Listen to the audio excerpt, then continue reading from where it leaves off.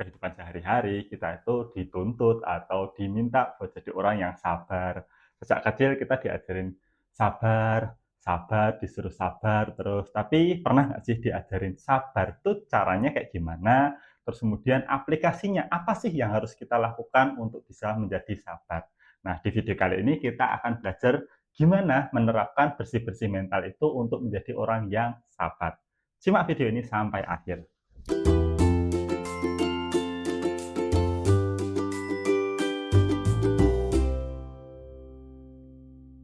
Selamat datang di Psikologi untuk Kamu, tempatmu pulang, tenang, dan berkembang.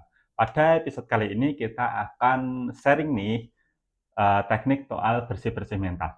Oke, kita masuk dulu untuk yang pertama, sabar.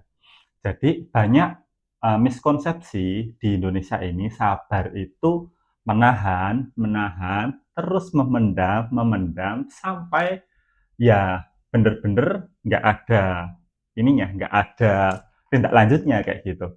Cuma diajarin suruh menahan, menahan, terus memendam kayak gitu.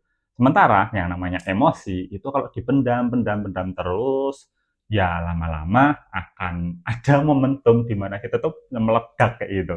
Karena kayak ya emosi yang ditahan, khususnya emosi-emosi yang nggak nyaman ya. Kalau ditahan terus-menerus nanti suatu saat bisa jadi bom waktu yang bisa meledak. So, ada baiknya ketika kita itu untuk bisa menerapkan sabar, kita perlu untuk meregulasi emosi.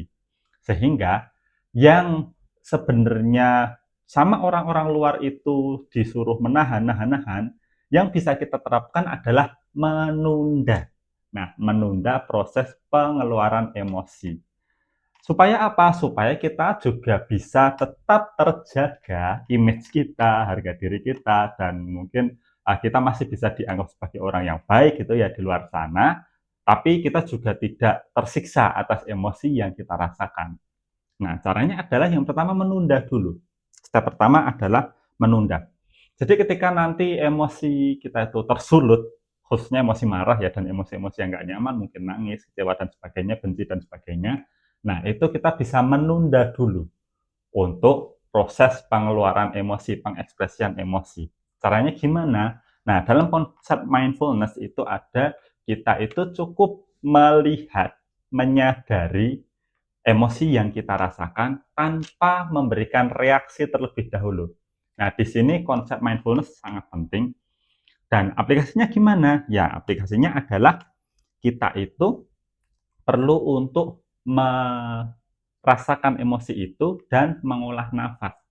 Sehingga kita tahu, oh, aku lagi marah nih, dalam diriku marah nih. Tapi aku harus menunda proses pengeluaran emosi ini karena kalau aku luapkan sekarang, jatuhnya jadi nggak baik kayak gitu. Nah, bisa dengan mengolah nafas terlebih dahulu. Jadi ketika marah, ketika emosi nggak nyaman, biasanya itu nafas cepat. Nah, dengan menyadari, oh aku sedang marah nih. Nah, bisa kemudian diturunkan pelan-pelan intensitas kecepatan nafasnya. Sehingga nanti tubuhnya juga bisa menyesuaikan, marahnya bisa pelan-pelan menurun. Oke, itu ya. Kita coba praktek langsung deh. Mungkin ketika kita marah, kita coba nafas cepet yuk.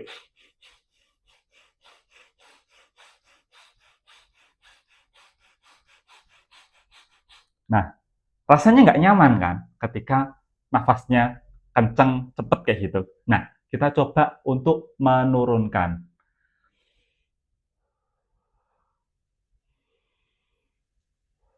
Pelan-pelan aja, nggak harus langsung pelan banget. Oke, semakin pelan, semakin pelan lagi.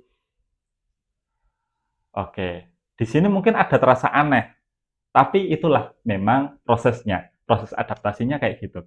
Itu step yang pertama ya, untuk kita itu bisa menurunkan level emosinya. Terus kemudian di level itu, kalau misal kok belum bisa untuk langsung merasa emosinya turun, bisa untuk beralih dulu posisinya. Ketika mungkin tadi berhadapan sama di khalayak kayak gitu, mungkin bisa untuk menepi dulu terlebih dahulu, mungkin ke toilet dan segala macam. Nah, itu bisa untuk mungkin cuci muka, untuk kemudian mengaca gitu ya, bercermin gitu. Kemudian untuk bernafas dengan lebih tenang lagi. Oke, itu ya step pertama. Kemudian, nah yang perlu aku garis bawahi adalah apakah berhenti di sini? Mungkin di mata publik ya udah mungkin berhenti sampai situ. Oh, orang ini bisa mengontrol emosi kayak gitu. Tapi ini kalau itu dilakukan terus-menerus tanpa pernah kita berikan ruang untuk merilis emosi, untuk kita itu bisa mengekspresikan emosinya. Nah, ini ada baiknya kita ada luangin waktu khusus. Nanti ketika situasi sudah aman, damai, terkendali, mungkin bisa ketika sudah di rumah gitu ya, boleh untuk kita tuh saatnya mengeluarkan emosinya. Bisa tuh kita ambil kertas kayak gini, bisa untuk ambil pena. Coba ingat-ingat lagi kejadiannya, ingat-ingat emosi yang nggak nyaman yang tadi sempat ditunda untuk pengekspresiannya, boleh. Terus kemudian, coret-coret seperti ini. Random aja, kayak gitu, random aja. Nggak usah ada aturan. Boleh sambil merem, sambil membayangkan tadi kejadian yang bikin nggak nyaman, orang yang bikin nggak nyaman, emosi yang bikin nggak nyaman, boleh untuk langsung dicoret-coret aja, kayak gitu ya. Sampai rasanya lebih better.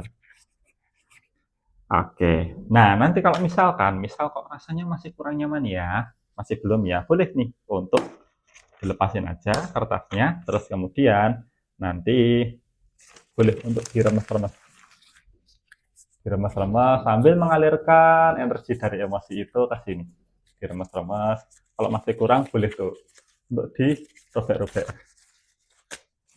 kayak gini. Nah, jadi kecil-kecil banget kayak gini.